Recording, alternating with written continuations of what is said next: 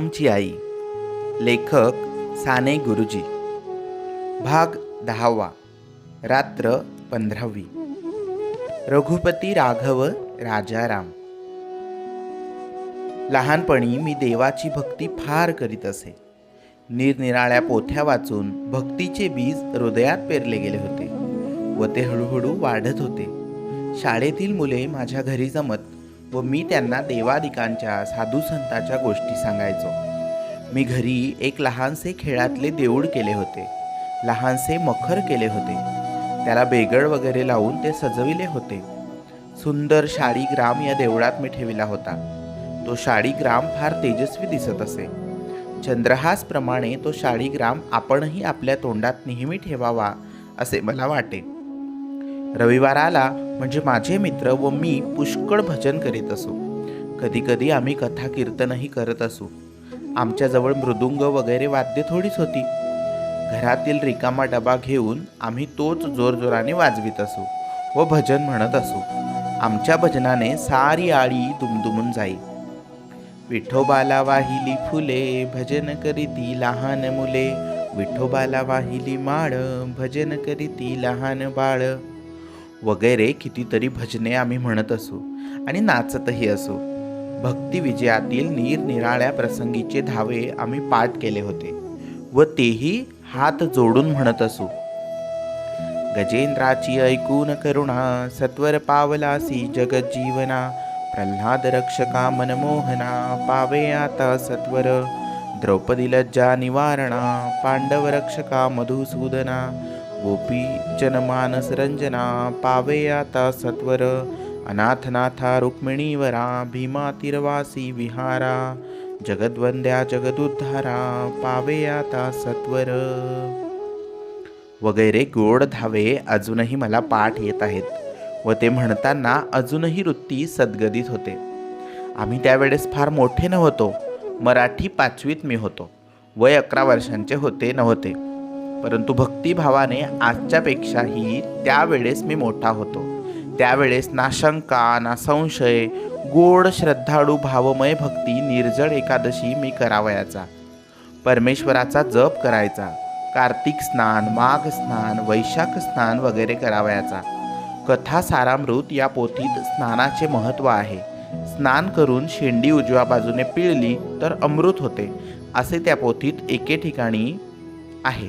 एका राजपुत्राला कोणी ब्राह्मणाने ती शेंडी त्याच्या तोंडात पिळून उठविले अशी कथा दिली आहे. मला ते खरे वाटे. आमच्या गावात कोणीतरी मेले होते. मी आईला विचारले, मी पहाटे आंघोळ करून उजव्या बाजूने शेंडी त्याच्या तोंडात पिळीन, मग तो उठेल नाही का? आई हसली व म्हणाली, तू वेडा आहेस श्याम. त्यावेळची ती भोळी श्रद्धा चांगली की आजचा संशय चांगला मला काही सांगता येत नाही. परंतु जाऊ द्या. मी गोष्ट सांगणार आहे ती निराळीच. चातुर्मास्यात आमच्या गावातील गणपतीच्या देवळात रोज पुराण होत असे. कोणीतरी शास्त्री येत व 4 महिने आमच्या गावात मुक्काम करीत. सायंकाळी 4-4:30च्या सुमारास पोथी सुरू होत असे. गणपतीचे देऊळ आमच्या घरापासून फार लांब नव्हते. त्यावेळेस आजोडच्या घरी आम्ही राहत होतो. देवळातील पुराण जरा मोठ्याने सांगितले तर समोरच्या आमच्या घरात ते ऐकू येत असे. पुराणाला 10-5 पुरुष व 10-20 बायका बसत असत. त्या दिवशी रविवार होता. देवळात पुराण सुरू झाले. आई पुराणास गेली होती. ती पुराणाला फार वेळ बसत नसे. थोडा वेळ बसून देवदर्शन घेऊन ती परत येत असे. घरात कोणी नव्हते. आम्ही मुले जमलो होतो. भजन करण्याचे ठरले. घरातील रिकामे डबे आणले, टाळ घेतले व भजन सुरू झाले. आम्ही नाचू लागलो, गाऊ लागलो. तो डब्यांचा कर्कश आवाज आम्हाला गोड वाटला. लहानपणी सर्वच आवाजांत संगीत वाटते. मुलांना डबा बडविण्यात आनंद वाटतो, परंतु मोठ्या माणसांस ती कटकट वाटते. श्रीराम जय राम जय जय राम असा घोष दुमदुमून गेला. आम्ही मत्त झालो होतो. प्रभू सवे लढू आम्ही कुस्ती. प्रेमाची चढली मज मस्ती. प्रेमाची मज चढली मस्ती रे. आमच्या कोलाहलाने देवळातील पुराणास अडथळा आला. शास्त्री बोवांचे पुराण कोणाला ऐकू जाईना. काय शिंची कार्टी असे कोणी म्हणू लागले. हा सगळा त्या श्यामचा चावटपणा आहे. येथे पुराण चालले, समजू नये का? पण घरातल्या माणसांना कसे आवडते हे? त्यांनी बंद नको का करायला? अहो, पोरांना हल्ली लाडोबाच करून ठेवतात. अशी भाषणे देवळात होऊ लागली. आमचे भजन जोरात चालूच होते. आम्ही आजूबाजूचे जग विसरूनच गेलो होतो. देवळातील मंडळींनी गुरुवाला बोलाविले व त्याला ते म्हणाले, जा रे त्या श्यामच्या घरी व म्हणावे, आरडाओरडा बंद कर, येथे पुराण चालले आहे. परंतु तो निघण्यापूर्वी माझी आई देवळातून परतली होती. मंडळींचे शब्द ऐकून तिला वाईट वाटले होते. ती वेगाने घरी येत होती. आम्ही सारे घर डोक्यावर घेतले होते. आई आल्याचे आम्हाला भान देखील नव्हते. ती उभी राहिली तरी आम्ही नाचतच होतो. शेवटी आई रागाने म्हणाली, श्याम. तिच्या त्या आवाजात क्रोध होता. मी चपापलो. भजन थांबले. टाळ व डब्यांचे मृदंग मुके झाले. आई रागावली होती. काय झाले आई? मी विचारले. तुला लाज नाही रे वाटत हा धुडगूस घालायला? आई रागाने बोलली. आई, हा काय धुडगूस आहे का? आम्ही आमच्या देवासमोर भजन करीत आहोत. तूच ना हा शाळीग्राम मला दिलास. बघ कसा दिसतो आहे. छत्रीच्या पांढऱ्या बोंडाचा आम्ही त्याला मुकुट घातला आहे. तू रागावलीस होय? मी प्रेमाने पदर धरून विचारले. इतक्यात देवळातील भिकू गुरव आला व म्हणाला, श्याम, देवळात पुराण चालले आहे. तुमचा धांगडधिंगा बंद करा. पुराण कोणाला ऐकू येत नाही तुमच्या ओरडण्याने. आम्ही नाही बंद करणार. जा, त्यांचे पुराण चालले आहे तर आमचे भजन चालले आहे. माझा एक मित्र असं म्हणाला. अरे श्याम, जरा हळू भजन करा. हे डबे कशाला वाजवायला हवेत? आणि ह्या झांजा मोठ्याने ओरडलेस म्हणजे देव मिळतो असे नाही. आपल्यामुळे जर दुसऱ्याला त्रास होत असेल तर ते कसले भजन? आई शांतपणे म्हणाली. साधू संत सुद्धा टाळ वाजवीत व भजन करीत. मी म्हटले, परंतु मुद्दाम दुसऱ्याला त्रास देण्यासाठी नसत ते वाजवीत. इतरांना त्रास झाला असता तर त्यांनी भजन थांबविले असते. श्याम, तुला देवाचे नाव प्रिय आहे का हे वाजवणे प्रिय आहे? आईने विचारले. वाजवले म्हणजे आई रंग चढतो, नुसते नाव कंटाळा आणील. मी म्हणालो. हळूहळू टाळ्या वाजवा, ताल धरा, म्हणजे झाले. मुद्दा मडून बसू नये. वाजवणे ही महत्वाची गोष्ट नाही. तुम्हाला देवाच्या नावापेक्षा आरडाओरडा व वाजवणे हेच आवडते? श्याम, ज्या पूजेमुळे उगीचच्या उगीच दुसऱ्याला त्रास होतो ती कसली रे पूजा? माझी पूजा दुसऱ्याच्या पूजेच्या आड येऊ नये. माझी प्रार्थना दुसऱ्याच्या प्रार्थनेच्या आड येऊ नये. तुम्ही हळूहळू भजन केलेत तर तुमचेही काम होईल व देवळात पुराण पण नीट चालेल. भिकू, जा तू. हे नाही हो गलका करणार.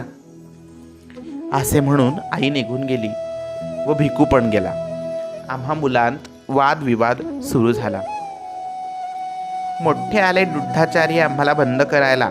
त्यांच्या पुराणापेक्षा आमचे भजनच देवाला जास्त आवडेल. पुराण ऐकतात व पुराण संपताच त्याच जागी गावच्या कुटाळक्या करीत बसतात वगैरे आम्ही बोलू लागलो. परंतु काय करायचे ते ठरेना. शेवटी मी म्हटले, आपली चूक झाली. आपण हळूहळू भजन म्हणू या वा नुसत्या टाळ्या वाजवूया. मोठ्याने वाजवण्यात काय आहे? श्याम, तू भित्रा आहेस. आपल्याला नाही आवडत. बापू म्हणाला. यात भित्रेपणा कोठे आहे? विचाराप्रमाणे वागणे हे भूषण आहे. अविचाराने वागण्यात का पराक्रम आहे? मी विचारले. माझ्यावर रुसून माझे मित्र निघून गेले. त्यांना रामनामापेक्षा डबे बडविणे प्रिय होते. मी एकटाच राहिलो. मी भित्रा होतो का? मला काही समजेना. मी रडत रडत देवासमोर रघुपती राघव राजाराम करीत बसलो. लहानपणी माझे मित्र मला त्या दिवशी सोडून गेले. त्याचप्रमाणे आजही मोठेपणी मला मित्र सोडून जातील व मी एकटाच राहीन. लहानपणाप्रमाणेच आजही रडत राम नाम म्हणत बसेन. रवींद्रनाथ टागोरांनी म्हटलं आहे, तुला एकटंच जावं लागेल. जा, तू आपला कंदील घेऊन जा. लोकांच्या टीकेचा झंझावात सुटेल व तुझ्या हातातील दिवा विझेल. परंतु तो पुन्हा लाव व पुढे पाऊल टाक. तुला एकट्यानेच जावे लागेल. रात्र 15वी समाप्त. रात्र 16वी. तीर्थयात्रार्थ पलायन. सिंहस्थात नाशिकला व कन्यागतात वाईला मोठी पर्वणी येते. त्यावेळेस उत्तरेकडची गंगा, दक्षिणेकडची गोदावरी व कृष्णा यांना भेटावयास येते, अशी गोड कल्पना आहे. आपल्या भारतवर्षात निसर्गाला सुद्धा कोमल भावना दिल्या आहेत. निसर्गाला मानवी कुटुंबातला बनवला आहे. दूरदूरच्या नद्याही आपले एकत्व ओळखून एकमेकांना भेटावयास येतात. मग माणसांनी भेद नये का विसरू? हा महाराष्ट्रीय व हा गुजराती, हा बंगाली व हा मद्रासी, हा पंजाबी व हा परदेशी, असे प्रांतिक भेद आपण व्यवहारात किती आणतो. परंतु आपल्या थोर पूर्वजांनी सर्व भारताचे ऐक्य नाना रीतींनी आपल्या मनावर ठसविण्याचे प्रयत्न केले आहेत. स्वतःचे स्वतंत्र अस्तित्व राखूनही मधुर मिलन करता येते. गंगा सागराला मिळालेली आहे व तिलाही स्वतंत्र अस्तित्व आहेच. भेदात अभेद पाहणे ही पूर्वजांची थोर दृष्टी होती. त्या वर्षी कन्यागत असल्यामुळे वाईला हजारो स्त्री पुरुष यात्रेला जात होते. आमचा लहानसा पालगड गाव वाईपासून किती दूर, परंतु आमच्या गावाहून बैलगाड्या करून कितीतरी लोक जात होते. माझे एक चुलत आजोबा, माझ्या आईचे चुलते, त्यांच्या पत्नी व इतर गावातील बरीच मंडळी जाण्याचे ठरत होते. चांगल्या 10-12 गाड्या एकदम निघणार होत्या. पालगड ते खेड व खेड ते चिपळूण असे मुक्काम करीत त्या गाड्या जाणार होत्या. वाटेत रानात उतरावे, नदीकाठी मुक्काम करावा, पिठले भात करावा, जेवावे व पुढे जावे, असे करीत मंडळी जाणार होती. अशा प्रवासात खूप मज्जा येते. मोटारीने धावपळ करीत जाण्यात आपण सृष्टीशी एकरूप होत नाही. सृष्टी माईजवळ 1 मिनिट उभे राहावे व जावे, त्यात काय आनंद. आईच्या मांडीवर लोळावे, तिच्याजवळ बसावे, खेळावे, यातील सुख त्याचे वर्णन का करता येईल. निसर्ग ही आपली माताच. त्या मातेला भराभर पाहण्यात काय अर्थ. तिच्याजवळ घटका घटका राहूया. या बैलगाड्यांच्या प्रवासात फार मौज असते. रात्रीच्या वेळी तर फारच आनंद. शांत वेळ असते. झाडांमधून वरचे तारे व चंद्र मधून मधून डोकावत असतात. बैलांच्या गळ्यांतील घंटांचा आवाज रात्रीच्या वेळी किती गोड वाटतो. आणि मध्येच एखादा वाघ रस्त्यात दिसावा, त्याचे ते आगीसारखे ताऱ्यांसारखे डोळे. हाकारे करावे व वाघ पुन्हा जंगलात शिरावा. त्या बैलगाड्यांच्या प्रवासात हे सारे अनुभव मिळत असतात. लहानपणी माझ्या ठिकाणी भक्ती फार असल्यामुळे मलाही वाटले की आपणही वाईस या सर्वांबरोबर जावे. मी आईच्या पाठीमागे लागलो होतो, परंतु माझे कोणी ऐके ना. मला फार वाईट वाटले. मी आईला म्हटले, आई जाऊ दे ना मला, मी वाटेत हट्ट करणार नाही, खोल पाण्यात जाणार नाही, तात्या सांगतील तसा वागेन. तात्या म्हणजे माझे चुलत आजोबा. भाऊंना सांग. भाऊ म्हणजे माझे वडील. भाऊंना सांग म्हणजे ते नाही म्हणणार नाहीत. आई, त्या पोथीत स्नानाचे महत्त्व आहे म्हणून मी माघ स्नान, कार्तिक स्नान सारी केली. मला गंगेचे स्नान करून येऊ दे. तुझा मुलगा पुण्यवान नको का व्हायला? आई म्हणाली, श्याम, अरे आजच्याने काय झाले? तू पुढे मोठा हो व जा गंगा गोदांना भेटायला. आज आपण गरीब आहोत. नाही म्हटले तरी 5-6 रुपये तुझ्याकरता द्यावे लागतील. कुठून आणायचे बाळ पैसे? आईबापांची आज्ञा हीच तुझी कृष्णा, हीच गंगा.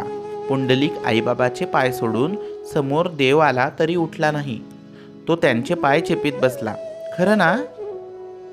परंतु मी म्हटले, आई, ध्रुव तर आईबापांना सोडून गेला.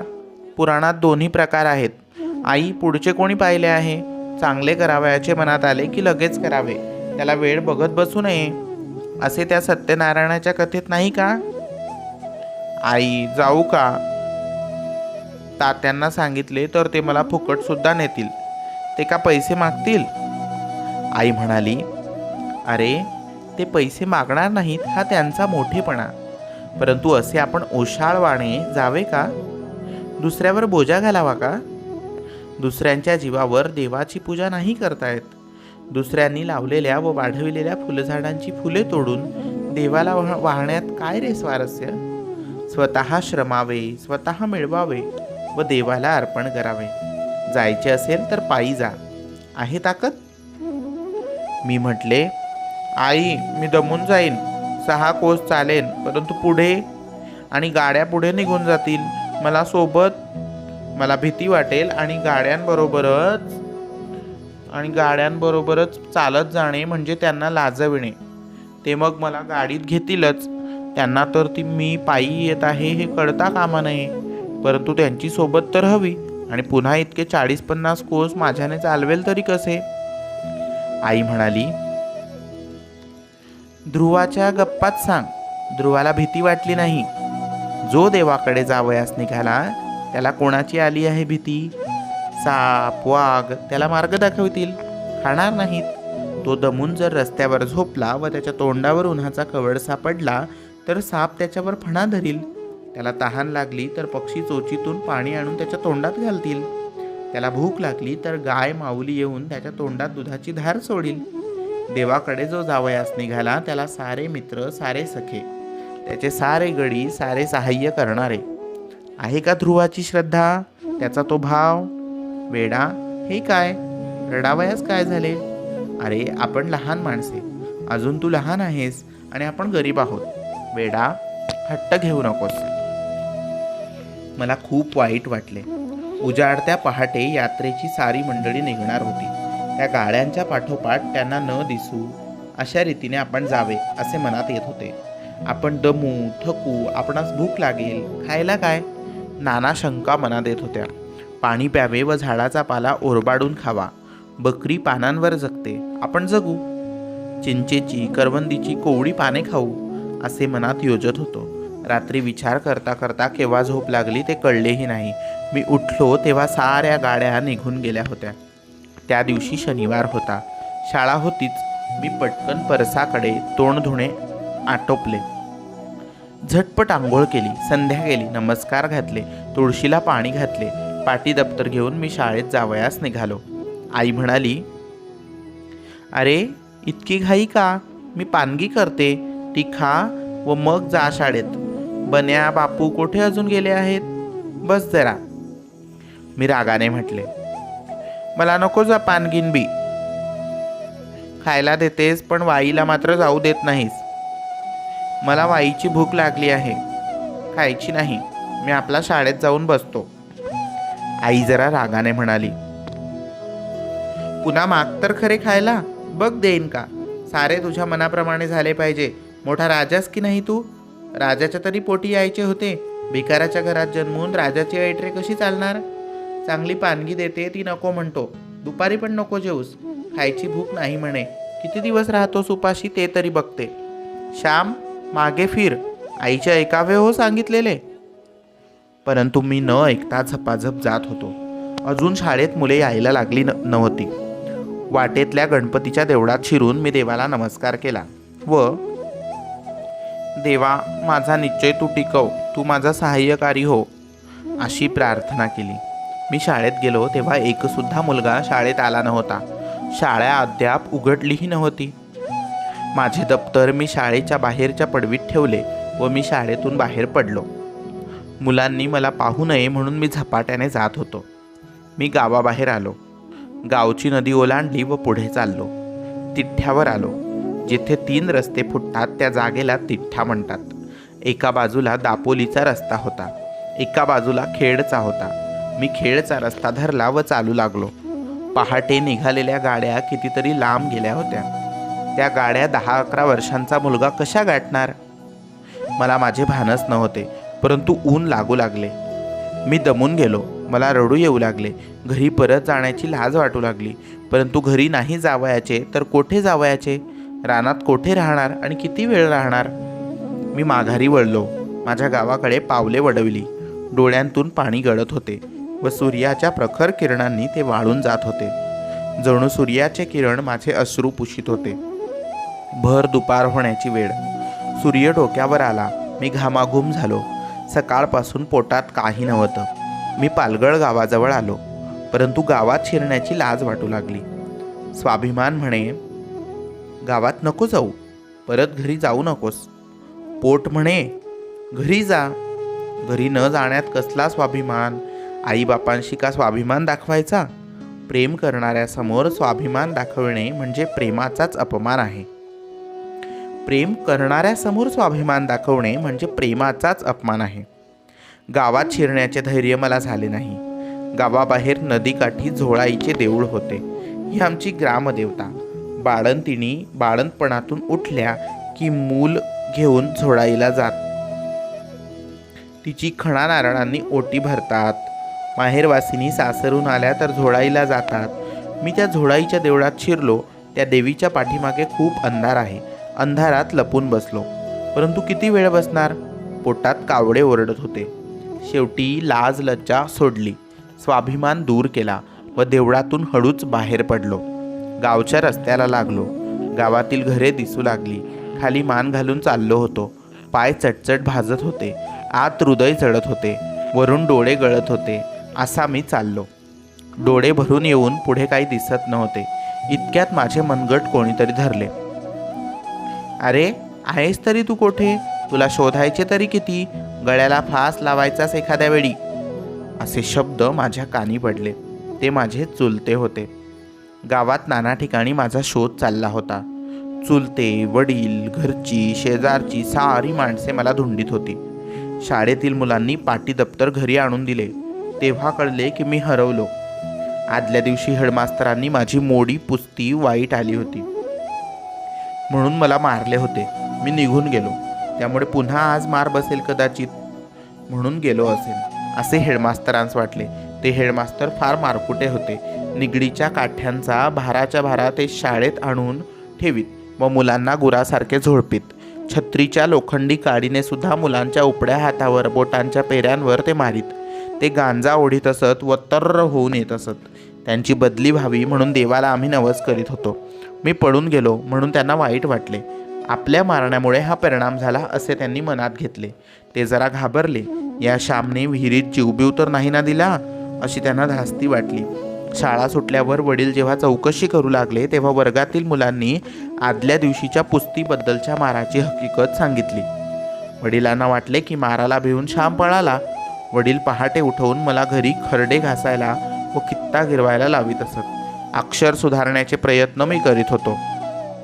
मास्तरांनी उगीच श्यामला इतके मारले. पोरगा कोठे गेला? आता काही कमी जास्त झाले तर न व्हावे ते झाले तर? तसे शेजारी म्हणू लागले. वडील हेडमास्तरांकडे गेले व त्यांना पुष्कळ टाकून बोलले. हेडमास्तर म्हणाले, आजपासून तुमच्या मुलाला 4 बोटेही लावणार नाही म्हणजे तर झाले ना. तुमची मुले चांगली व्हावी म्हणून लावतो हात. मला त्यात काय मिळवायचे आहे? तुमच्या मुलाला काठी म्हणून लावणार नाही बरे बाऊराव. परंतु वडील म्हणाले, पुन्हा लावणार नाही परंतु आधू सापडू देतं खरा. घरात जेवणे तशीच राहिली होती. आईच्या मनात मी वाईला जाण्यासाठी तर नाही ना पळून गेलो अशी शंका आली. परंतु तिने ती बोलून दाखवली नाही. तिला ते शक्य वाटले नाही. चुलत्यांनी माझी बकोटी धरून आणले. रस्त्यात मुलांची गर्दी. चोराला पाहावयास जसे लोक जमतात तसे मला पाहावयास मुलगे जमले. वाटेत वडीलही भेटले. जा रे आपापल्या घरी, का तमाशा आहे हा? वडील मुलांना रागाने बोलले व मुले निघून गेली. वडील माझ्यावर रागावले नाहीत. काही नाही. ती वेळ रागे भरण्याची नव्हतीच. मी दमलो होतो. घरी येऊन अंथरुणावर पडलो. थोड्या वेळाने वडील आले व म्हणाले, श्याम उठ बाळ, पुन्हा नाही हो मास्तर मारणार. अरे मास्तरांनी मारले तर असे पडून का जावे? आमच्या वेळेस तर घोडीवर सुद्धा चढवीत. मुलाला उलटे टांगून खालून मिरच्यांची धुरी घालीत व वर छड्या मारीत. माराला भिवून कसे चालेल? मास्तर मारणारच. मारणार नाही तो कसला मास्तर? उठ, हातपाय धु. तोंड बघ कसे झाले आहे कोकंब्यासारखे लाल. वाढ ग त्याचे पान आधी. मी उठलो. हातपाय धुतले. माझ्या पळण्याचे निमित्त परस्पर मास्तरांवर गेलेले पाहून मनात जरा बरे वाटले. मारण्याचे आता कमी करतील असे वाटले. माझ्यामुळे ते जपून वागतील व इतर मुलांनाही मारलेच तर बेताने मारतील असे मनात येऊन आनंद झाला. इतर मुलांवर मी केवढा उपकार केला असं वाटलं. ती मुले माझे आभार मानतील असे वाटले. बाजीरावाच्या पळण्याने मराठ्यांचे स्वराज्य गेले, परंतु श्यामच्या पळण्याने वर्गाला स्वराज्य अगदी पूर्ण जरी नाही तरी वसाहतीचे तरी मिळाले. आणि हे सारे श्यामच्या ध्यानीमनी नसतानाही. मी का पळून गेलो होतो हे 3 जणांना माहीत होते. मी का पळून गेलो होतो हे 3 जणांना माहीत होते, मला, आईला व देवाला. शनिवार असल्यामुळे दुपारची शाळा नव्हतीच. मी जेवून पुन्हा निजलो. खूप दमलो होतो व ऊनही सळकून लागले होते. तिन्ही सांज होऊन दिवे लागण्याची वेळ झाली तरी मी झोपलेलाच होतो. आई माझ्या अंथरुणाजवळ आली. ती माझ्याजवळ बसली. तिने माझ्या कपाळाला हात लावून पाहिले. तिने हाक मारली, श्याम. मी डोळे उघडले. आईने अंगावर हात ठेवला होता. ती वात्सल्याने म्हणाली, श्याम, बरे नाही का वाटत? अंग दुखते? मी सांगितले, तरी ऐकले नाहीस. असे म्हणून आई माझे अंग चेपू लागली. मी माझे डोके एकदम आईच्या मांडीवर ठेवले व रडू लागलो. माझे रडणे आवरून मी आईला म्हटले, आई, मी तुझे ऐकले नाही असा पडून गेलो म्हणून तू रागावलीस होय? मास्तरांनी मारले म्हणून नाही हो पडालो. तू नाही का एखाद्या वेळेस मारीत म्हणून पडतो का मी? भाऊंना वाटले की त्यासाठी मी पळालो. तू काल म्हणालीस जायचे तर पायी जा, आहे ताकद? आई, मी पायी जाऊ पाहत होतो, परंतु माझ्या शक्ती पलीकडचे मी करू पाहत होतो. कोठे बाळ ध्रुव आणि कोठे तुझा शेंबळा श्याम. आई, तुझ्या श्यामवर रागावू नकोस. तुझा श्याम आतताई व हट्टी आहे. मनात येईल ते तो करू बघतो, मग असा फसतो आणि रडतो. तू नाही ना रागावलीस? तुझे न ऐकता व तुला न सांगता पडून गेलो म्हणून नाही ना रागावलीस? सांग ना आई, सांग. नाही म्हण. माझे तोंड कुरवाळून व माझे डोळे पुसून आई म्हणाली, श्याम, मी का रागवेन? मला रागही आला नाही व तू पडून गेलास म्हणून वाईटही वाटले नाही. तुझ्या काळजीमुळे वाईट वाटले. तू लहान, तुझे कसे होईल यामुळे डोळे भरून येत होते. मी काल तसे बोलले. माझे शब्द कारण म्हणूनही वाईट वाटत होते. परंतु तू पळून गेलास हे फार वाईट केलेस असे मनात येऊन सुद्धा वाईट वाटले नाही. श्याम, तू वाईट गोष्टीसाठी थोडाच पळून जात होतास. परवा गावातला कुणाचासा मुलगा नाटक कंपनीत जाण्यासाठी पळून गेला. तसा का तू पळून जात होतास? तू देवासाठी पळून जात होतास. गंगेच्या स्नानासाठी पळून जात होतास. तुला मी कशी रागवू? बाळ, तुझा मला अभिमानच वाटेल. माझा श्याम पळून गेलास तर देवासाठी गेला असं मी अभिमानाने म्हणेन. श्याम, एक लक्षात ठेव. तुझ्या आईचे एक वाक्य लक्षात ठेव. चोरी चहाडी करून पळू नकोस. वाईट संगतीसाठी पळू नकोस. भीतीनेही पळू नकोस. देवासाठी पळून गेलास तर जा. साऱ्या संतांनी तेच केले. देवासाठी माझा मुलगा पडून जावा अशी मी प्रार्थनाही करीन. रात्र 16वी समाप्त. भाग 10वा समाप्त.